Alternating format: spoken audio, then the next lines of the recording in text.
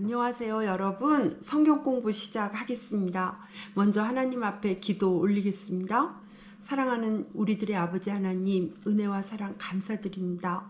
오늘도 그 은혜 입어서 주님 말씀 앞에 있는 저희를 불쌍히 여기셔서 주님의 선하신 뜻 이루어 드리는 저희 모두 되도록 도와주옵소서.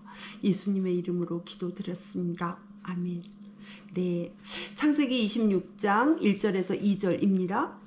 일찍이 아브라함 때에 그 땅에 흉년이 든 적이 있는데 이삭 때에도 그 땅에 흉년이 들어서 이삭이 그랄의 블레셋 왕 아비멜렉에게로 갔다. 주님께서 이삭에게 나타나셔서 말씀하셨다. 이집트로 가지 말아라. 내가 너에게 살라고 한 이 땅에서 살아라. 아멘. 가나안 땅은 하나님께서 아브라함과 그의 자손들에게 주시겠다고 약속한 땅이었지만 아브라함이 그랬던 것처럼 이삭도 아직은 가나안 땅에 몸붙여 살고 있는 나그네였습니다. 그런데 가나안 땅에 흉년이 들었습니다. 흉년 앞에 모두 힘들었겠지만 이방 나그네로 살아가던 아브라함과 이삭에게는 대책 없이 더욱 힘겨운 상황이었을 것입니다.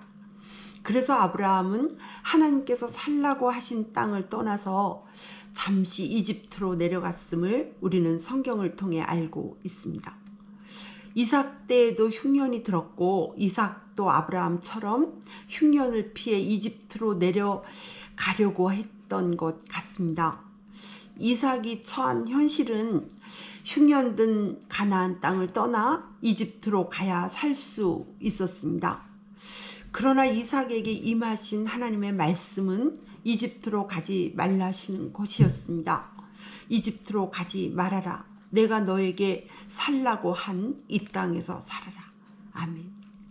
흉년이라는 절박한 상황 속에서 현실적인 대안은 하나도 없는데 하나님의 말씀에 순종하여 그랄 땅에 머물 것인가? 아니면 자신의 생각대로 현실적인 대안을 찾아 이집트로 내려갈 것인가? 이제 선택은 이삭의 몫이었습니다. 이삭은 무엇을 선택해야 할까요? 하나님의 말씀에 순종하여 그랄 땅에 머물러 사는 것을 선택해야 한다는 사실에 두말할 필요가 있겠습니까? 그러나 그랄 땅에 머물러 살다가는 굶어 죽을 것 같은 절박한 현실 속에서 하나님의 말씀에 순종하여 이집트에 내려가지 않고 그랄 땅에 그대로 머물러 살기로 결단하는 일이 이삭에게도 결코 쉬운 일이 아니었음을 이어지는 하나님의 말씀이 반증해 주고 있습니다. 이삭이 그랄 땅에 머물기를 선택하도록 도우시려는 하나님의 마음 말입니다. 이어지는 말씀 3절에서 4절입니다. 내가 이 땅에서 살아야 내가 너를 보살피고 너에게 복을 주겠다. 이 모든 땅을 내가 너와 너의 자손에게 주겠다. 내가 너의 아버지 아브라함에게 맹세한 약속을 이루어서 너의 자손이 하늘의 별처럼 많아지게 하고 그들에게 이 땅을 다 주겠다. 이 세상 모든 민족이 내 씨의 덕을 입어서 복을 받게 하겠다. 아멘. 이 말씀은 이삭에게 굶어 죽을 것 같은 절박한 현실에도 불구하고 하나님의 말씀에 순종하여 그랄 땅에 그대로 머물러 살게 하는 데 큰 능력이 되었을 것입니다. 그렇습니다. 하나님은 우리에게 하나님의 말씀에 순종하라고만 말씀하시지 않으셨습니다.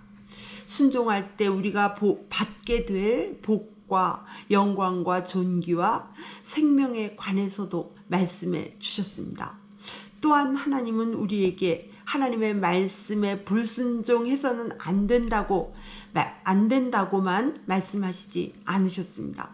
하나님의 말씀에 불순종하고 하나님의 뜻을 거역할 때 우리에게 임할 징계와 저주와 재앙과 파멸에 대해서도 말씀해 주셨습니다. 뿐만 아니라 하나님은 하나님의 말씀대로 순종하여 복과 영광과 존귀와 생명을 누린 사람들에 대한 이야기와 하나님의 말씀에 불순종하여 징계와 저주와 재앙과 파멸을 맞은 사람들에 대한 이야기도 성경을 통해 말씀해 주셨습니다. 그렇습니다. 성경은 흉년이라는 절박한 상황 속에서도 하나님께서 주신 가나안 땅에 그대로 머물러 살았던 이삭에 관한 이야기뿐만 아니라 기근이 들자 하나님께서 주신 믿음의 땅을 떠나 불신앙의 땅으로 간 나오미와 그의 가족에 관한 이야기도 우리에게 전해줍니다. 흉년이 들었지만 하나님의 뜻대로 하나님께서 주신 땅을 떠나지 않았던 이삭과 그 가정은 하나님의 보살핌을 받았습니다. 창세기 26장 11절입니다. 아비멜렉은 모든 백성에게 경고를 내렸다. 이 남자와 그 아내를 건드리는 사람은 사형을 받을 것이다. 아멘. 뿐만 아니라 하나님은 굶주림의 위험을 무릅쓰고 생명의 위험을 무릅쓰고 하나님의 말씀에 순종한 이삭에게 풍성한 복을 더하셨습니다. 창세기 26장 12절에서 13절입니다. 이삭이 그 땅에서 농사를 지어서 그 해에 100배의 수확을 거두어들였다. 주님께서 그에게 복을 주셨기 때문이다. 그는 부자가 되었다. 재산이 점점 늘어서 아주 부유하게 되었다. 아멘. 또한 기근이 들자 하나님의 언약이 있는 땅, 예배가 있고 하나님의 말씀이 있는 믿음의 땅을 떠나 먹고 살기 편할 것 같은 땅, 그러나 불신앙의 땅인 모압을 선택하여 갔던 한 가족들에 관해서도 이렇게 증언하고 있습니다. 룻기 1장 1절에서 2절입니다. 사사시대에 그 땅에 기근이 든 일이 있었다. 그때 유다 베들레헴 태생의 한 남자가 모압 지방으로 가서 임시로 살려고 아내와 두 아들을 데리고 길을 떠났다. 그 남자의 이름은 엘리멜렉이고 아내의 이름은 나오미이며 두 아들의 이름은 말론과 기련이다. 그들은 유다 베들레헴 태생으로서 에브랏 가문 사람인데 모압 지방으로 건너가 거기에서 살았다. 성경은 그곳에서 그들이 겪어야 했던 일을 이어서 이렇게 기록하고 있습니다. 룻기 1장 3절에서 5절입니다. 그러다가 나오미의 남편 엘리멜렉이 죽고 나오미와 두 아들만 남았다.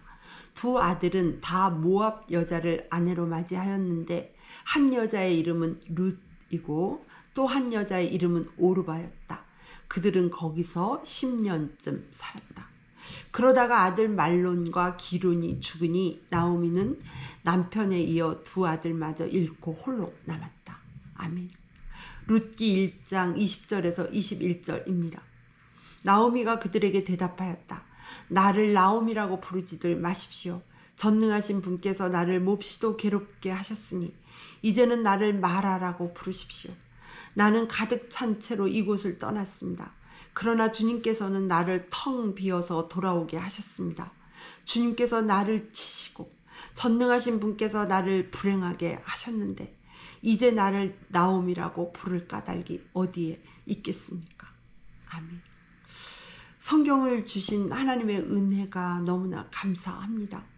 그 은혜를 헛되이 하지 말아야겠습니다. 성경 말씀을 소홀히 여기는 어리석은 사람이 되지 말아야겠습니다.